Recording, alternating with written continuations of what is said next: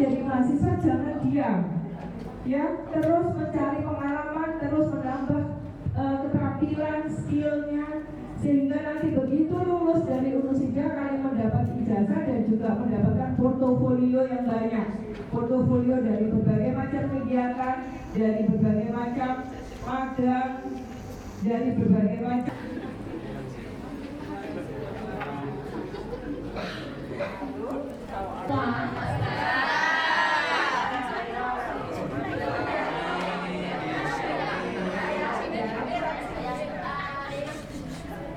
Akuntansi Unusida jaya, jaya, jaya.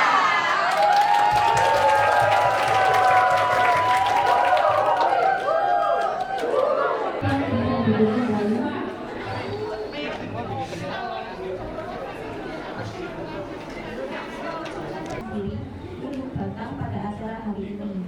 Yang pertama ada Bapak Marcos Iwan sebagai yang perlu diperhatikan oleh teman-teman semuanya. Yaitu yang pertama ada penyampaian materi yang disampaikan selama 90.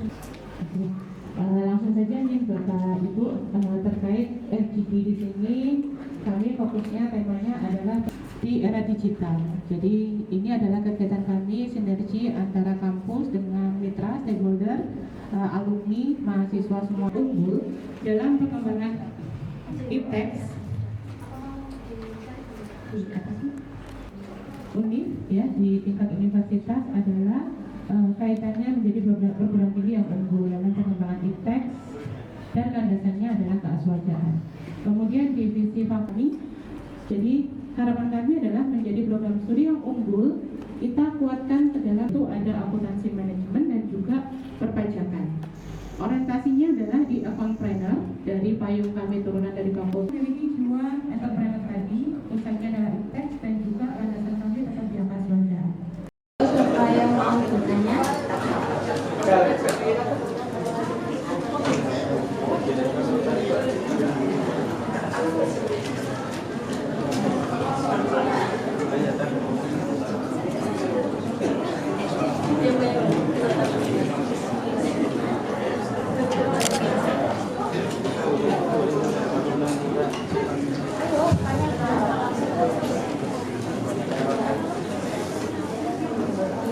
Teman-teman tidak ada yang bertanya?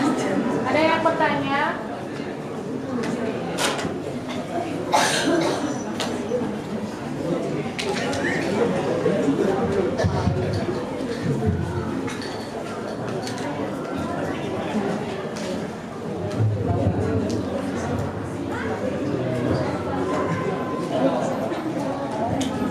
Saya Zemawana dari Akuntansi 25.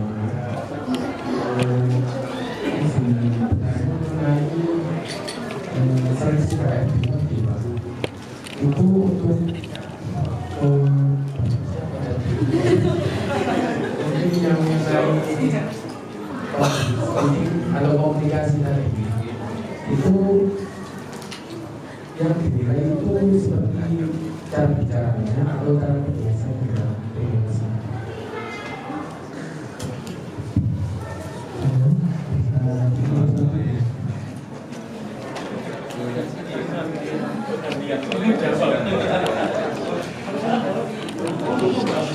Kita bumi pas dulu ya.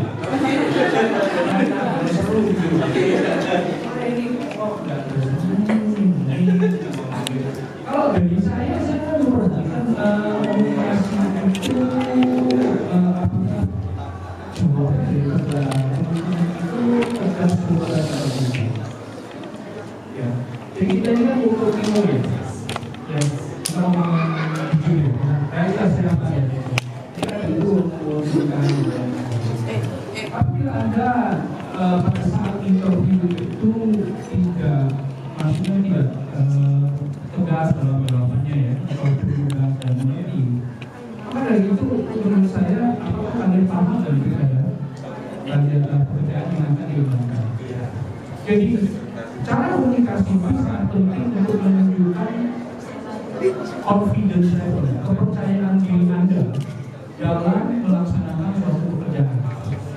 Oke, jangan takut, jangan pernah dipikirkan, oh saya ini yang masuk itu untuk satu posisi bisa dibuat Jadi posisi itu bukan punyanya kalian juga kan? Setuju ya? Nah, makanya itu dalam cara berkomunikasi dengan HRD kita harus benar-benar tegas. Maksudnya dalam arti tegas itu sopan ya, tapi ya tahu apa yang ditanya, dijawab ya dengan percaya diri gitu. Kalau nggak tahu, mending ngomong ke tahu. Kenapa? Kita ini manusia kan? Gak mungkin kita tahu semua. Oke, itu dari saya. Terima kasih. Terus dulu dong.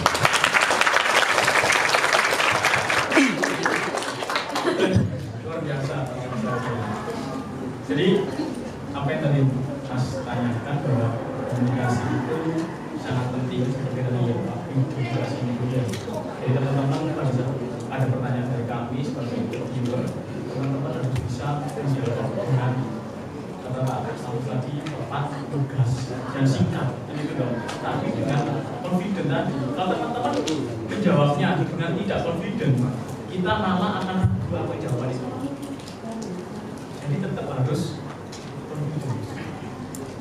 Karena itu sebagai bentuk kami yakin bahwa memang teman-teman mengetahui apa yang teman-teman sampaikan kepada kami. Mungkin jujur pun tidak ada masalah. Selama teman-teman jawabnya dengan yakin aja. Kan kita nggak pernah terus cek ke apa videonya. Pak benar Pak, masalah ini seperti ini nggak mungkin kan? Teman-teman boleh berbohong.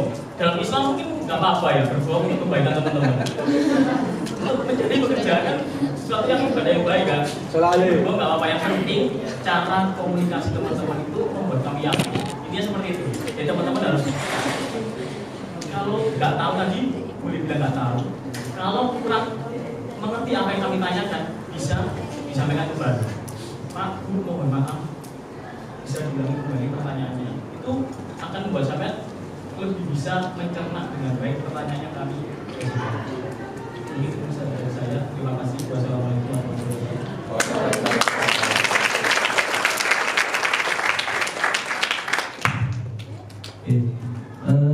Mas siapa tadi? Mas Rizal. Iya. Terkait komunikasi, saya menambahkan konfidensi, tugas tegas, ya, yang keempat adalah penggunaan bahasa formal itu penting. Saya pernah interview, dia bilangnya ini, aku Pak, aku ibu ya, itu juga perlu diperhatikan bahasa formal. Ya, jadi misalnya ditanya, coba ceritakan, pasti pertanyaan HRD 90% di awal itu coba ceritakan diri Anda. Nah, 90% pasti itu. Nah, inisiatif komunikasi saya melihat di awal bisa saya lihat di situ. Apakah dia bisa menjelaskan secara rinci bagaimana background pendidikannya, bagaimana pengalamannya, bagaimana kompetensinya, skillnya. Nah, itu yang bisa nampaknya di situ. Ya, terus juga ilmu juga di dalam interview itu ada metode namanya STAR.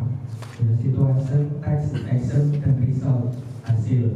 Ya, jadi kadang HRD itu tanya gini ya, Mas Rizal, dulu waktu kuliah apa kendala yang besar yang pernah kamu hadapi di dalam perkuliahan itu apa? Lalu dari kendala itu apa solusi yang sudah pernah kamu lakukan? Ya, terus dari solusi itu bagaimana hasilnya? Nah, itu ya 60-70% HRD menanyakan itu untuk mengetes cara komunikasi dan logika berpikir dari kandidatnya dengan metode STAR itu tadi ya. Itu bisa dicatat ya, itu nanti ya pasti nanti teman-teman akan itu metode basic untuk mengetes behavior dari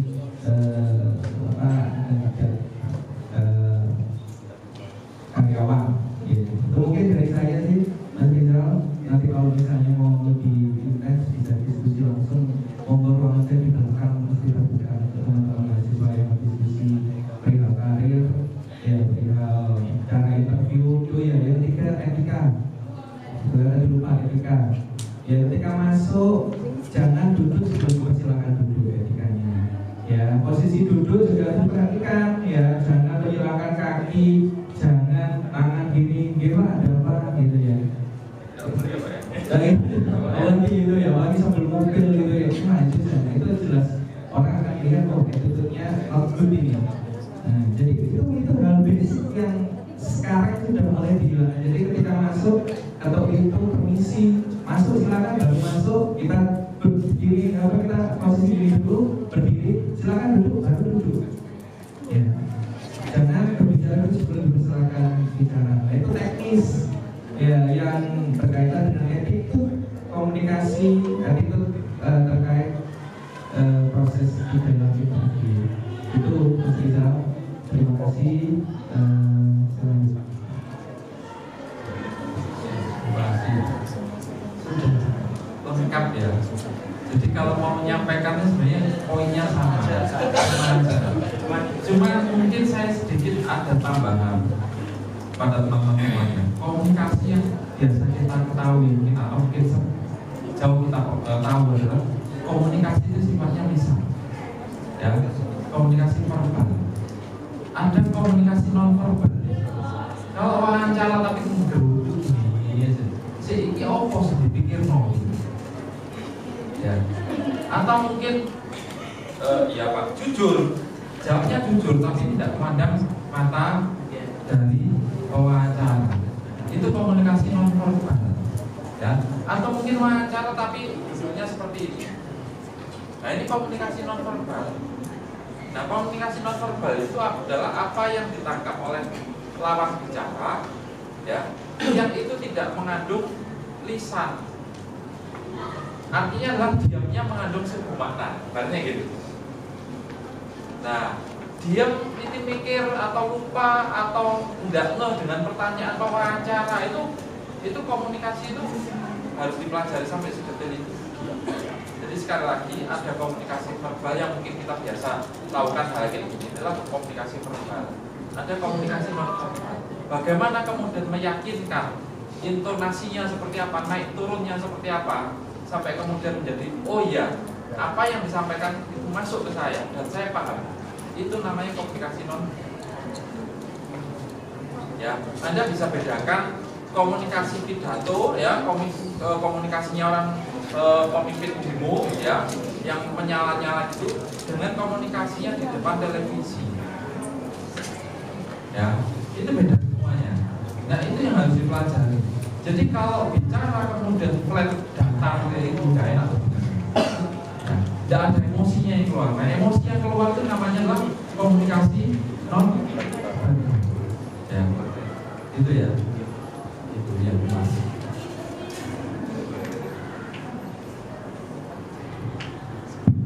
Ini menambahkan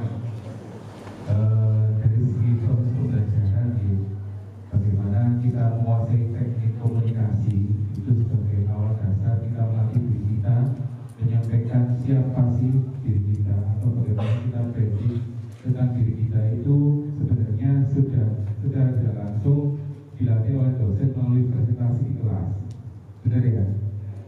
Maka dari itu seringkali ketika presentasi saya sering menyampaikan sampai ngomong sama siapa presentasi kalau yang dilihat layarnya gini.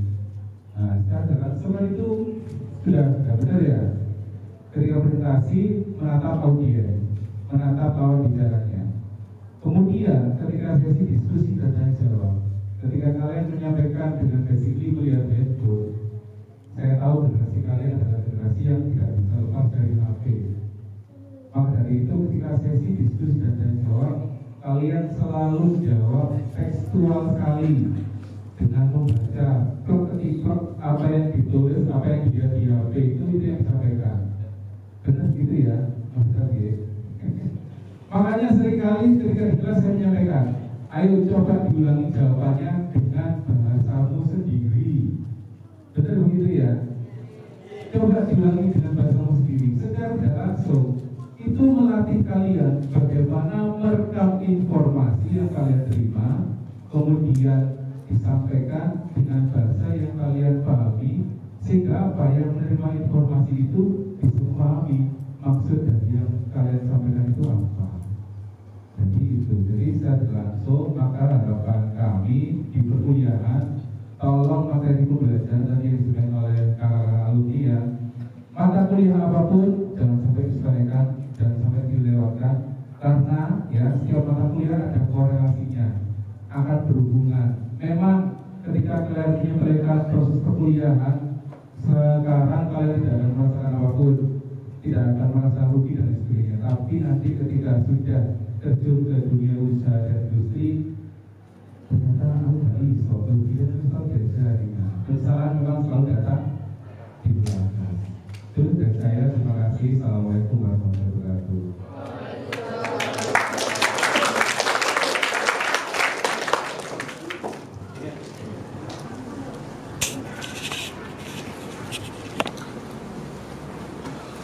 Baik, terima kasih teman-teman. Dalam komunikasi pada saat review kan teman-teman juga harus fokus ya. Pada intinya saya dulu juga pernah di posisi kalian juga, dari satu perusahaan ke perusahaan lain, dari satu lamaran ke lamaran yang lain. Pada intinya jangan mudah menyerah untuk mencari pekerjaan, tetapi untuk akuntansi ini peluangnya sangat besar. Dalam sisi di dunia industri, semua industri membutuhkan akuntansi. Tetapi yang paling perlu digarisbawahi pada saat wawancara, interview, untuk tes verbalnya, untuk tes yang lain itu kalian harus bisa pahami HRD ini arahnya kemana. Yang bicara ini siapa? Apakah itu HRD? Apa itu seorang pimpinan? Atau itu seorang staf yang untuk menerima kita hanya untuk menerima lamaran saja? Tapi pada intinya, pada dasarnya teman-teman ini jangan mudah katakanlah untung ya, putus asa. Karena pada saat saya dulu juga melamar pekerjaan itu ya nggak 1-2 kali gitu kan, dan beberapa kemampuan verbal, kemampuan kita berbicara itu diuji pada saat interview, diuji pada saat kita berhadapan sama HRD. Seperti itu sih. Jangan bosan-bosan untuk menaruh lamaran ke satu perusahaan ke perusahaan yang lain. Dan mungkin kunci sukses untuk katakanlah pelamar ya, kalian manfaatkan juga aplikasi yang ada seperti di IG, di Facebook, dan di Jobstreet itu yang sangat meyakinkan. Itu sih. Sekian Mbak.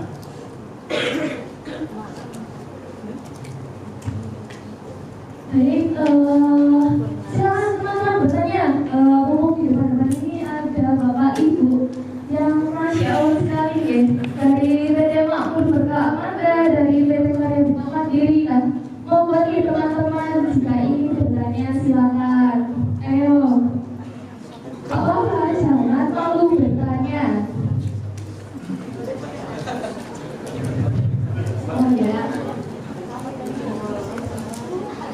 Karena nama dari Pak Menteri ini adalah dari PKPM. Pertanyaan saya dari dia disebut dari pengalaman atau prestasinya. Dalam artian perusahaan tersebut anti orang dalam atau murni. Karena kebanyakan perusahaan dalam sekarang itu kan pakai orang dalam kan. Orang tendensinya.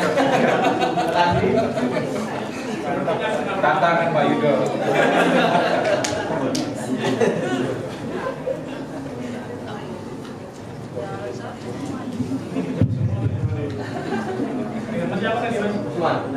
Ya.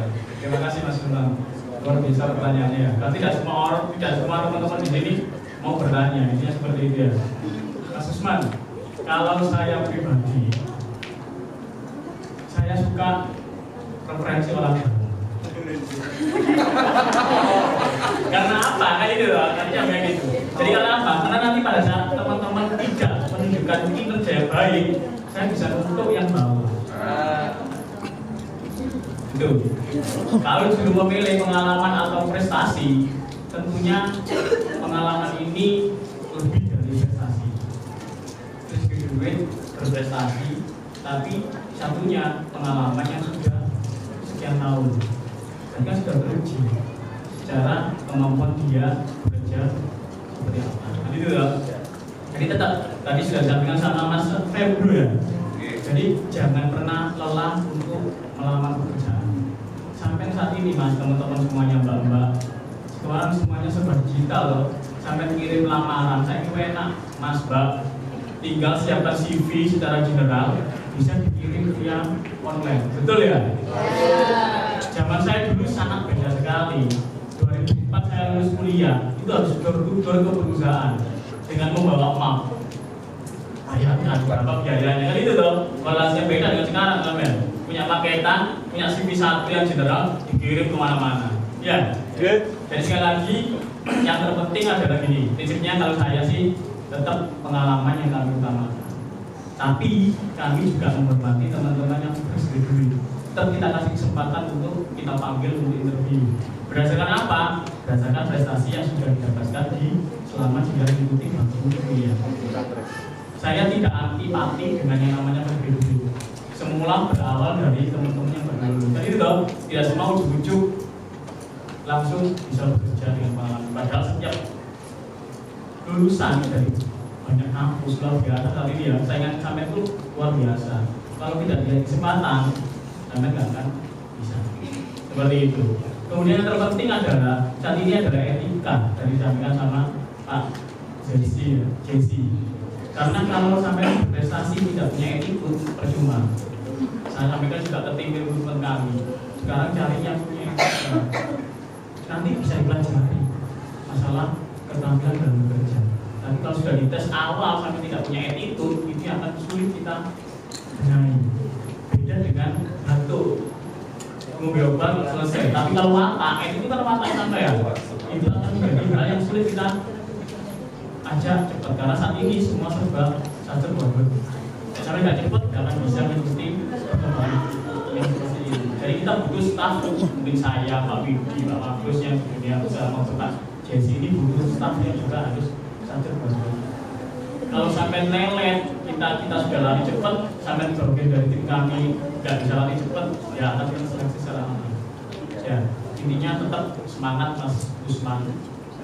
Intinya prestasi itu tetap kita kasih kesempatan untuk berproses. Tapi nggak ada salahnya. Sekarang sudah kenal saya, ya. Nanti lulusannya, bagian orang dalam sampai ya. Aku titip Pak Yuduai, Pak Jesse yang juga bisa yang sama. Kenal Pak Agus, kenal Pak Widi. Itu kan jadi bagian dari orang dalam nantinya. Bukannya benar-benar sampai tidak punya kenalan sama sekali. Kan gitu loh. Ini keuntungan kampus yang undang kami dengan industri dan usaha itu untuk menjadi bagian dari orang dalam nantinya. Seperti itu dari saya. Jelas Mas Usman? Jelas. Oke, terima kasih teman-teman. Mungkin ada tambahan? Ini sedikit salah satu pengalaman dari saya juga, selaku lulusan akuntansi juga. Nah, kira-kira saya dulu ditawari dunia kerja, cuma basic saya agak suka kerja yang diem, makanya saya milih usaha. Gitu. Saya pernah ditawari Pak Hoiri, itu kan Pak Hoiri. Itu di SUPD, MBB Gizi, lembaga gizi, itu di akuntansinya pernah. Saya pernah juga ditawari di Gajah Baru sebagai audit internalnya. Tapi kebetulan jauh tempatnya di Malang, gitu. Karena saya juga sudah berkeluarga, makanya saya lebih mengutamakan bisnis, gitu. Jadi jangan khawatir untuk teman-teman semuanya, basic kalian itu banyak. Jadi makanya harus jangan khawatir. Saya nggak punya relasi, banyak relasi di universitas. Kalian kuliah itu salah satu tujuannya adalah membangun relasi. Jadi relasi ketika kalian kuliah itu kalian gunakan dengan jalan apa Mas? Dengan melalui organisasi. Gitu. Salah satunya ya. Nanti mungkin di Budi juga ada yang namanya Himapodi. Nah itu salah satu potensi kalian untuk membangun yang namanya relasi. Gitu. Jadi jangan khawatir, Mas Alia introvert dan lain sebagainya. Coba kalian perbaiki dulu. Mulai dari organisasi yang kecil. Entah di rumah, barangkali di kampus gak nyaman, di rumah juga bisa kalian bangun. Karena salah satu dari dharma mahasiswa itu adalah pengabdian masyarakat. Nah, pengabdian masyarakat itu juga bisa bangun kalian untuk relasi tadi.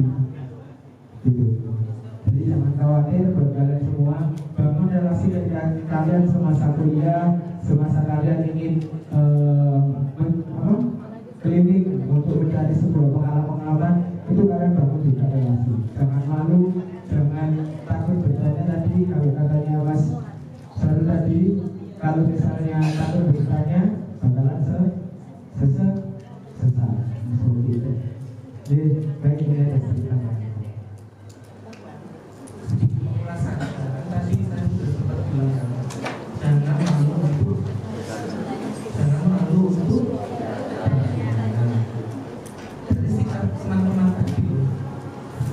kan tadi MC menawarkan siapa yang mau bertanya saling tunjuk. Nah, itu bisa belajar dari sekarang kesadaran diri.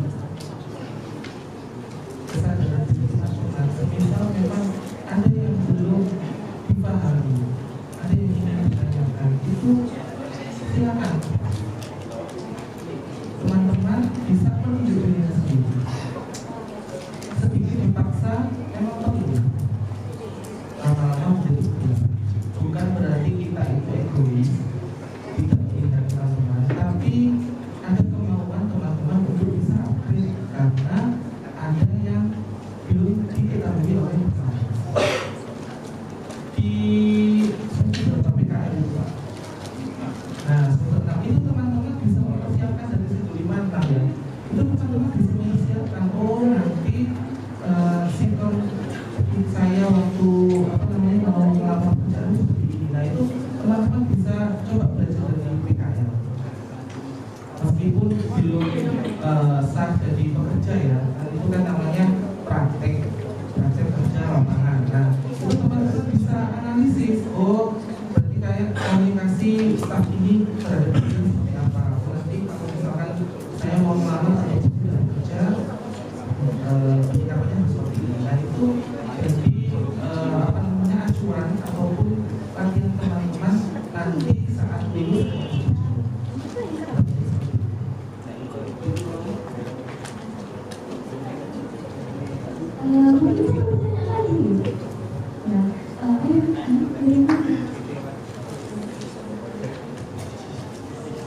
Assalamualaikum warahmatullahi wabarakatuh. Sebelumnya terima kasih atas kesempatan yang saya ingin berbagi. Setiap perusahaan kan memberikan karakter atau budaya yang berbeda-beda. Nah, bagaimana HR itu menilai kesesuaian antara karyawan dengan budaya yang ada dalam perusahaan tersebut? Karena dari beberapa kejadian yang saya tahu itu banyak pelamar kerja yang gagal di tahapan interview gitu. Baik, terima kasih.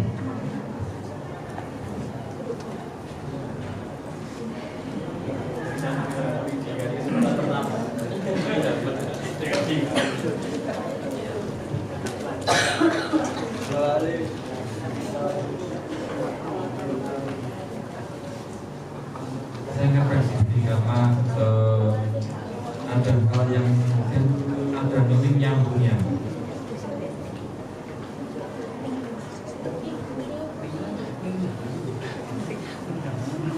Budayanya kampus Hulu Sida ini apa sebenarnya?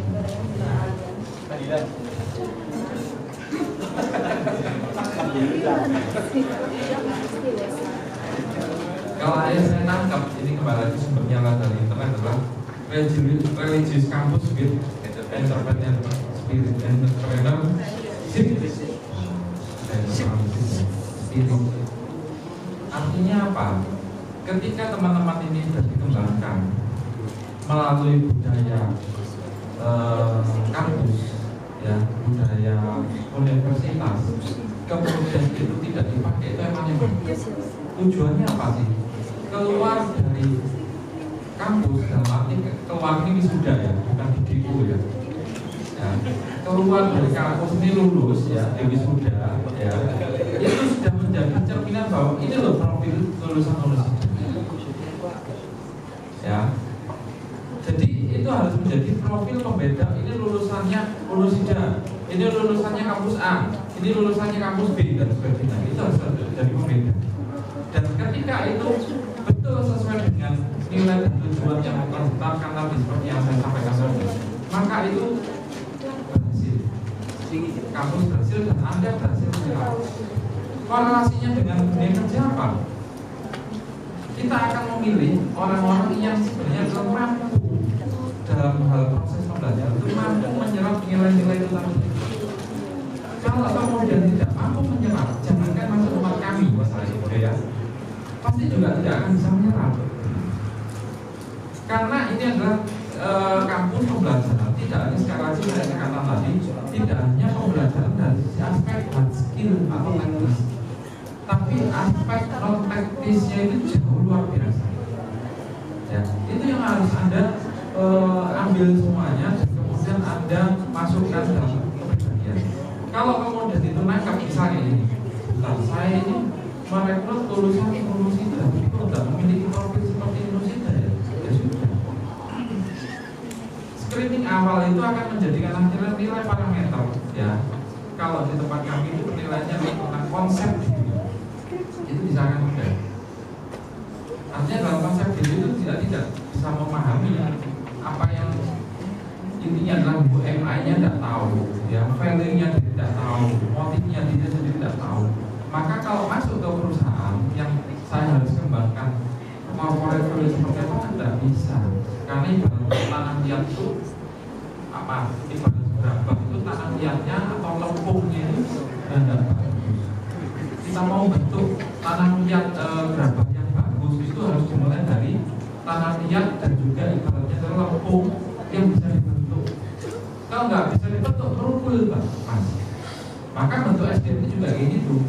Kalau kemudian corporate value di tempat sebelumnya itu di perusahaan sebelumnya bagian sudah kerja atau corporate atau mungkin nilai-nilai di kampus itu tidak dibentuk di awal, maka terbiasa tidak dibentuk, maka masukkan pada kami bentuk orangnya susah.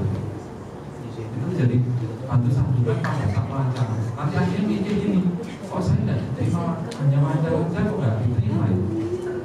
Apa yang salah? Padahal saya memahami taktis ini, tapi ujian tulis saya sudah betul, ya kan? Kemudian wawancara juga saya merasa masih beda. Ada corporate value yang kemudian kita tidak yakin tentang kerja. Kenapa? Karena dia tidak memahami nilai-nilai kampus yang telah diajarkan.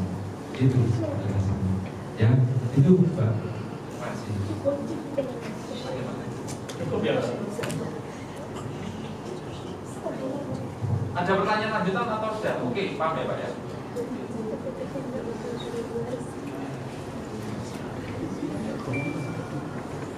Terima kasih saya sampaikan kepada seluruh kita sebagai dosen, seluruh alumni yang dosen pengalaman dari mahasiswa dan kita. Selanjutnya untuk para hadirin sekalian, demikianlah sesi penyampaian materi FGD pada pagi hari ini. Semoga itu yang saya dapat pada materi kali ini bisa menambah wawasan kita semua. Sebelum kita mengakhiri alat kita dengan membaca alhamdulillah, Birojim, Sekian kami mengucapkan terima kasih kepada pemateri dan juga peserta yang telah berpartisipasi. Akhir kata saya selalu mendengar undur diri. Semoga kita dapat bertemu kembali di lain waktu. Terima kasih. Wassalamualaikum warahmatullahi wabarakatuh. Waalaikumsalam warahmatullahi wabarakatuh.